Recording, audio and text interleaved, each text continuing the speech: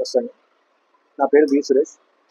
నేను గత ఒక 4 రోజులుగా మొత్తం ఈ పక్కంతా బ్యాక్ పెయిన్ పట్టేసి గుండెల్లో కూడా నొప్పిగా ఉండేది. ఈవినింగ్ వచ్చేసి జ్వరం వచ్చేసేది. ఒక తెలిసిన హాస్పిటల్‌లో చూపించుకుంటే వాళ్ళు రకరకాల టెస్టులు చేపించారు గానీ రిజల్ట్ లేదు.